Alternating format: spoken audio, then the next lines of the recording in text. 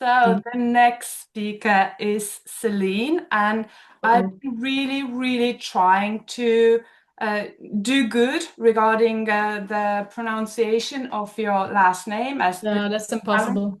Don't try. no, let me try. So Céline Leheurteux. Yeah, Yeah, love it. perfect, thank you. Will talk to us about what small animal veterinarians need to know to prevent pentobarbital toxicosis and environmental contamination. And this is the um, shorter version of the lecture that you presented on FECAVA Congress last fall, yes? Time flies. I don't even remember Well, I do what I remember ate because yesterday, so I will believe you. it was a Thank you, Julia. So nice to see you. groundbreaking for me. So Oh yeah, that's right. That's right. I remember now. So Magnifique. I will try to read through your bio as well because it's very inspiring. So Céline Leheurteux is a small animal veterinarian, entrepreneur, and founder of Vetacer Solution Inc., a company dedicated to improving end-of-life care in veterinary medicine. Since 1999, she has combined clinical practice with a strong interest in the psychology and environmental aspects of euthanasia. She developed Euthabag, an innovative recyclable pouch designed to provide a dignified and environmentally responsible solution for animal aftercare. Throughout her work, she has become a recognized advocate for both sustainable veterinary practice and the well-being of veterinary professionals, raising awareness about environmental contamination risks and compassion fatigue with the profession. Do you want to add anything else?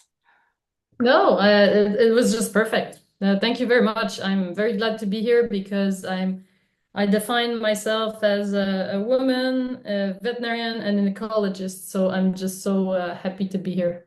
We are happy to have you. So as soon as you are ready, we are here I'm for ready to party. And my background is flipped. I don't know why. I'm left-handed, so most of the time I'm going the other way as most people.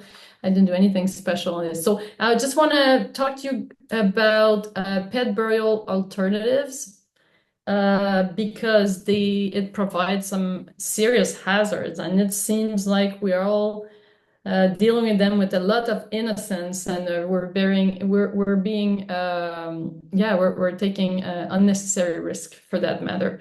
I'll quickly just let you know there are alternatives to pentobarbital. I just learned yesterday, giving a webinar in Canada, that there was one of the only two pentobarbital products available that is not available anymore. So you know how serious that is when you don't have any pentobarbital on hand.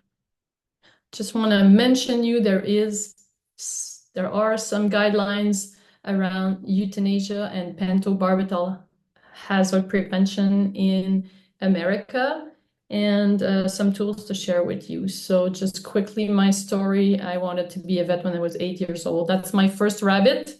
That turned out to be 13 rabbits the next morning. So I'm a rabbit lover. And my mission has been for the last 10 years in just making end of life better. I first wanted to save the wildlife and was on my way to be a conservationist and so on, but I was a little discouraged by the lack of political will. So I just moved to small animal practice, which I really enjoyed for 20 years. So then I find that biggest nonsense left in veterinary medicine in 2026 is home burial. What is going on? Where have we put our usual obsession for safety when we let people leave the clinic with their pet to be improvised undertaker? We wouldn't let somebody bury their mother-in-law in their garden. Why do we let the families bury a mastiff or a Great Dane or a kitty cat in their backyard without any technical information, disclosure, how deep, how far? Yeah, Good luck. Take care. Here's a Kleenex. So I think we can do much better. Nowadays, I started practicing vet med in the last century. And nowadays people divorce even more than at that time and move houses much more than they were. And now the new trend, believe it or not, my friends, in America is to dig up the pet whenever you move, because people usually bury their pet close to keep them close. And when they leave, they want to bring their kitty cat with them, no matter how he looks. So it's a new thing. I'm getting inquiries on that on a regular basis from funeral homes or at-home veterinarians that are asked by clients to go exhume a body. Vet medicine, we never know what we're going to face.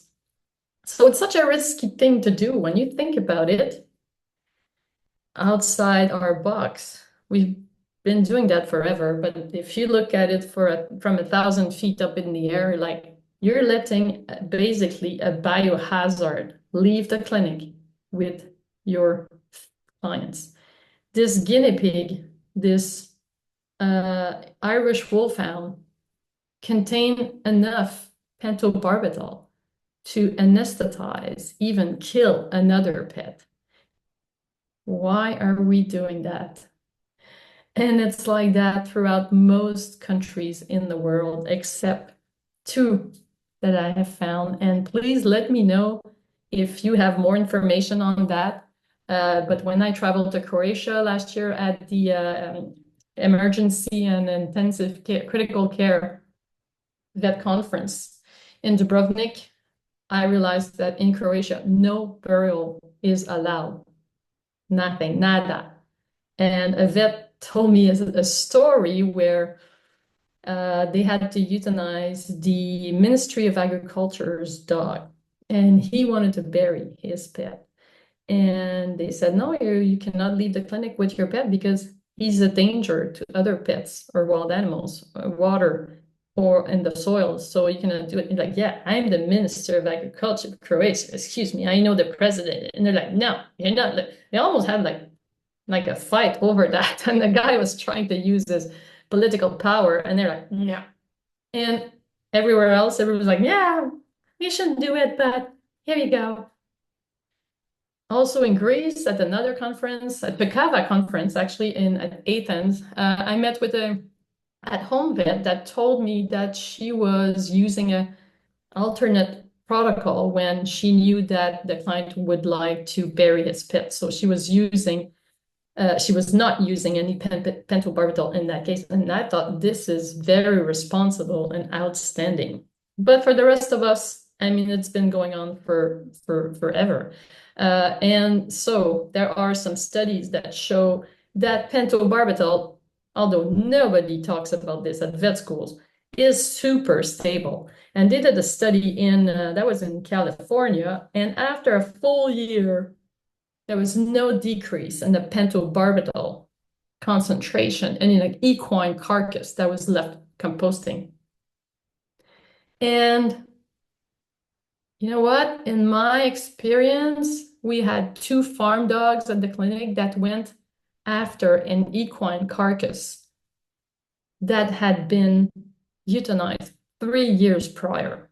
There was no more meat available. So these guys, one morning, they woke up, hey, let's go dig up the horse and snack on some hair and bones. Both farm dogs, 4 paws in the air, unconscious 3 years after. I mean, this wasn't a study that just happened to us at the clinic. Another study was done, that is back 1993. It's a very long time ago. But that's the only study I've found on the topic. And they have found in that study that was made in Florida, traces of pentobarbital. They measured it by spectrophotometry and chromatography in a stream 300 meters away from a landfill where pets that were euthanized were buried. That was how we would do it back in the days in the 1994. By the way, this is the river at my place in Quebec. So imagine that your river would be contaminated with pento because vets didn't mind about how, you know, how the if the pets were buried or not. And before I got the information I'm sharing with you today, I wanted to bury my guinea pig right by the river because I thought, it was such a nice place. That area gets flooded every spring, so I would have contaminated my river. Well, the river, it's not mine, it's ours. But that's like very serious stuff. 21 years later, I cannot explain it to you how it happened, but they could find it. So I find it very disturbing as an ecologist and just as a human and as a vet. Another study I found that's from 2018, they measured the rate of pentobarb. So after 17 weeks, there was 17% left, like over 4 months. So that's horrible. And then in the topsoil, it was even higher, 19% in the. So yeah, I guess nobody had never told you about this, but I think it's something we need to take into account when we have these families that want to bury their pet. And so doing vet conferences worldwide, I have heard all of the crazy stories. So by not being more careful, you might be facing one of those horror stories. And there's so many, and I'm part of some veterinary Facebook groups, and regularly I see some coming. When I was in Croatia at the emergency veterinary medicine conference, everybody's like, oh yeah, pentobarbital toxicosis, we get it all the time. It's like in general practice, we don't necessarily seize how often it's happening, but it is happening. And might not be you that is taking care of it, might be your neighbor veterinarian. So yeah, one example, a litter of puppies were euthanized for some reason, brought back home, buried the same night. The bitch ate her puppies. She was completely out, had to be 3 days on ventilator at the Leipzig University. Imagine you're the vet that let those puppies leave the clinic. I mean, how bad would you feel? It's horrible. Who's going to pay for the bill? It's probably the vet, because it's our responsibility. And so it's, you see it on social media as well. I buried my rat not deep enough. I did it too before I was a vet. I buried a cat and I found him halfway outside. I will never forget this image. It's horrible. And so people don't know what they're doing. They don't know how to do it. And so we are responsible for everything, for pets or anything else. But in this case, we're really responsible. So yeah, those vets I've seen it on dogs. I even saw a case where the family dog ate the other family dog and passed out. My God. So, it's a nightmare to deal with those liability issues. So please protect it. We worked so hard to get our license to be a veterinarian. On our website, utahback.com, there is a blog article if you'd like to look at it on one of those cases. So when we have these people that really want to do a home burial, at least make sure you provide them with a handout. I have one on our website that you can just customize according to the legislation in your area. But most of the time, if it's allowed, and most of the time it's not in urban and suburban, they need to get a permit or a permission. There is a danger for wildlife and domestic animals. Another story I heard, the neighbor's cat came and dug up the dog, ate the dog, and passed out. So it's crazy. The depth,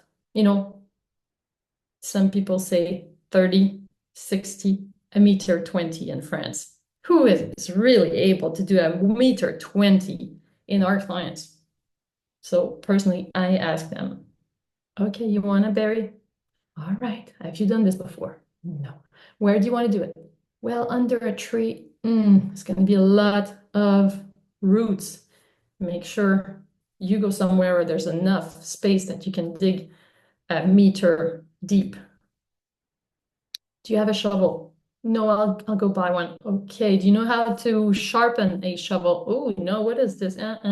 How much is private cremation? 400 euros. Okay, I'll go for that. And people don't know, and they have so much emotions. They're not able to make the right choices. If you are not with them, dedicated to make sure they're making the best choice. And it's not because they're crying that you can just go, oh, okay, let's do whatever, because you're crying. And I'm a hypersensitive person. I'm a vet, and I'll just do whatever you want. But make sure you protect your team as well.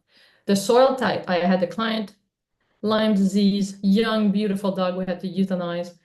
And then he says, I'm gonna bring her home. I'm like, okay. Uh, because I want to bury her. Okay. May I ask where are you gonna do it? Oh, well, I have a sand pit in my farm, and I'll put her there. She love to play ball there. I'm like, oh, yes, it's beautiful, but if you do that, the next morning you will find her on the side of the road because the coyotes will come and dig her up. Oh, thank you, doctor. I never thought about that. How much is private cremation? Yeah, I'm gonna bury the ashes right by my home. Much better. So also the distance from a water supply. There is a case in Quebec now that somebody buried a pet right by a well, and it might be contaminated. Whose fault is it? It's the vet. Obligation to declare. There's been a case as well. A home was sold and they found a bunch of pets buried in the backyard. They were sued for how do you call it, hidden defect, and they lost in court. That's America, but still, and I don't blame people. You buy a house, you'd like to know if there's a bunch of pets buried on your yard, because you're gonna have to take care of it if you want to do something in that area. So what about just suggesting maybe a pet cemetery, something like that, or cremation and burying the ashes? Because there's also a distance from the house. So it's 35 meters from the house in France.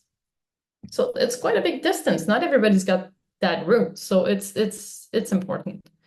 And then should the pet be buried in a biodegradable bag or not? That is the question. 1 million euro question. There's no good answers because it depends. What are your priority? Is it to put something that won't biodegrade, but then potentially pentobarbital will leach into the soil, contaminate the soil and possibly the water?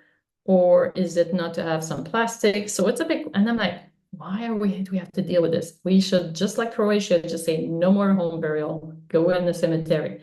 Because these are serious questions. And then when they dig up those bodies because they're moving, for example, what are they going to put the body in if it's not in a non-biodegradable bag?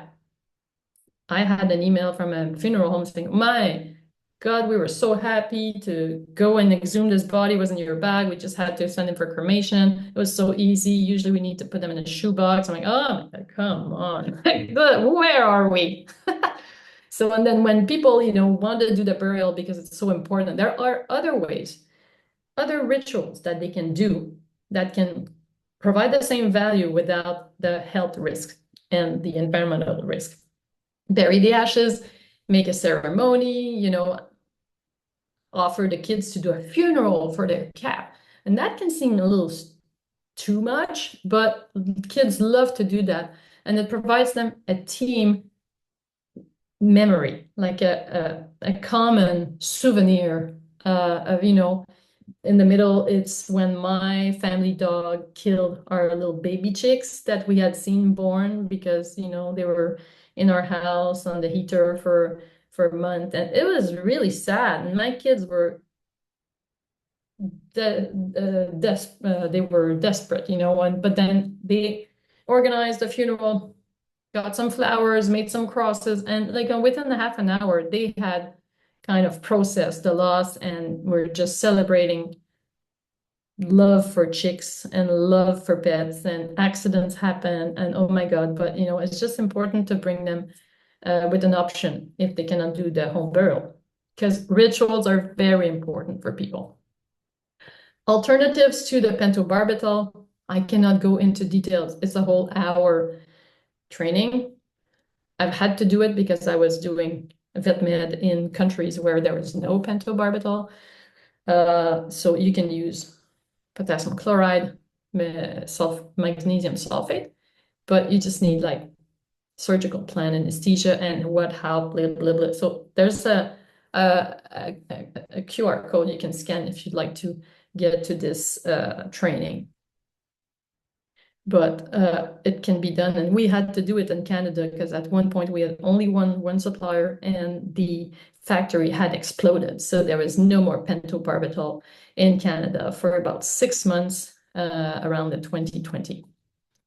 So if you'd like to get some tools like the handout on home burial, it's on our website, and the tools for your practice. So an alternative to the home burial would be the pet cemetery.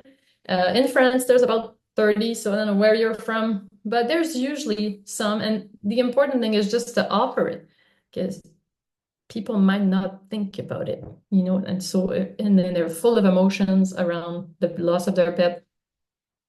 Like, have you considered a pet cemetery? Oh, no, was there such a thing? Yeah, there is. Oh, you know, for us, it's natural, but for people, they might not think about it. So there is probably a cemetery in your country, or a bunch. So just keep that in mind. Other options that I've seen on the market, you know, from home burial is cremation. But there's also a lot of rendering, and in some countries in Europe, it's not really called what it is, and they just say, oh, you know, we can send your animal to animal disposal, and it's, people think it might be mass cremation, but it's actually rendering. I have trouble with that, but it's not the topic today, but I just wanted to bring it up. Rendering is just a process where they just put the animals in a industrial machine, and it just became kind of a paste, and then they press that and separate animal protein and animal fat, which is, you know, from an environmental standpoint, it's a great thing to recycle, but there is some issues with the pentobarbital here again. And what I don't like is when people call this animal disposal, because I think it's important to let people know what it is truly is. And I've seen areas where it's charged about the same price as communal cremations. I don't think that's really honest. Another option, again, and might not be available in your country, but there is aquamation. So for the ones that don't know, it can be complementary to cremation, and it can be interesting from a sustainable development point of view because it uses a lot less energy. It's we're just putting the bodies into a chamber full of water, a solution that is an alkaline solution, 13, 14 pH, and the bodies will stay in there for about 5-10 hours. It's available in Commonwealth countries. In the Netherlands, I think it's starting in the UK as well. Just something that is coming. And that would probably get rid of a lot of the pento, maybe not all of it. To get rid of any pentobarbital residues, it would be cremation. I just put a couple of pictures because a lot of you might have never seen what a crematory looks like. It's a very clean place. The process is at the temperature of 1,000 degrees for a duration of about half an hour to 4 hours, depending on how many pets, how big the pet is. It's fueled by propane or natural gas, usually. There is the bodies are usually put in a body bag, like Utah bag or in a plastic bag. And something interesting as far as sustainable development is the crematorium I send my patient to, are they using filtration or not? It makes a huge difference in what's coming out of the pipe. So maybe a good question to ask your cremation provider, since you're here today, you are interested in sustainable development, because I believe that in some countries it's mandatory and most countries it's not. So important detail. not a detail. So just to show you what a cremation looks like, because you might have never seen it. And those are plastic bags, and those are, so, you know, as far as pentobarbital concerned, this is really the best solution to make sure that we're getting rid of it. Whoa. An important question as far as respect of the family and of the environment is, what are they going to do with the ashes? There's no pentobarbital left in it. Then they can decide to compost the ashes, because you cannot just like put them anywhere in your garden because it's so alkaline that it will burn the soil. So that's a good question to ask to your crematorium. Do you return it to farmland? Is it a landfill? In France, it's by law, they have to send it to a landfill. Not any landfill, but a landfill specialized in that kind of waste. Some other countries will use it as a fertilizer. Not sure it's quite a fertilizer. Some people, it's a bit of greenwashing happening in there. So just something important, because it's not about getting the ashes back. It's what is going to happen with the ashes of that patient's that might be important for your clients. Maybe not for you, but I think it's interesting to just give more choices or more information to the pet owners before the euthanasia appointment, not the last day, but maybe prior to that. They want to hear from us. They want to get information from us, and they might be timid to ask. Information, sustainable development. So what's the ashes like? High pH, 11 to 12, that's really high. High salt. So some people are like, oh, you know, I'm going to put the ashes and plant a rose bush on it. He's going to look very sad very soon. So you need to neutralize the pH with a substrate. So way too much calcium and sodium, phosphorus, and potassium. So in case you want to do that. So I'll just finish on that, the ADMA has quite a clear guidelines on the importance of providing this information over the proper disposal of animal remains, that it's our responsibility once again, and that I am not aware that there is something like that at FECAVA or FVE or WESVA. So let me know if you know better. Just want to show in a sustainable standpoint that our product, we managed after 10 years and make it out of recycled material. And if you would like, and that, you know, it's not horribly expensive, it's like €5 to €19. If you'd like to get a sample, you can just scan the code here, and thank you very much. If you have any questions or comments, information that I've missed on what's happening in your country around end of life and pentobarbital toxicity, please send me an email. And I've shared a quote I really love: if the physician treats human, the vet teams treat humanity. Thank you very much. Thank you, Céline. This has been most certainly yet another eye-opener for me, because I had the exact topic on burying a pet last week, and most certainly I can say I will be rethinking some of my future choices once again. And all the that you told about the things that have happened, the horrific things where some other pet is digging up a dead body and dying itself. It's unimaginable. And again, you gave so many tips on how to communicate this information to the clients as well, because the legislation in different countries is different. Like we had a comment that in Germany they have regulations regarding this, and nowadays most of the owners of small animal prefer cementration, at least in the clinic where this particular listener is working in. I am in unreligious Estonian country representative, and we don't have any specific legislations. We can also have burial, or we can have the pet going into the cemetery. But a lot of owners do decide to bury their pet into their garden or into their forest. So it is different. So I do hope that people got a lot of new information from this. The topic is interesting. This is again a comment, and if anyone is more interested in this, please do visit Celine's homepage that was previously shared. And if you be so kind, you can share them maybe in the chat as well, so people can find you really fast. So thank you. And we are about to go for a break.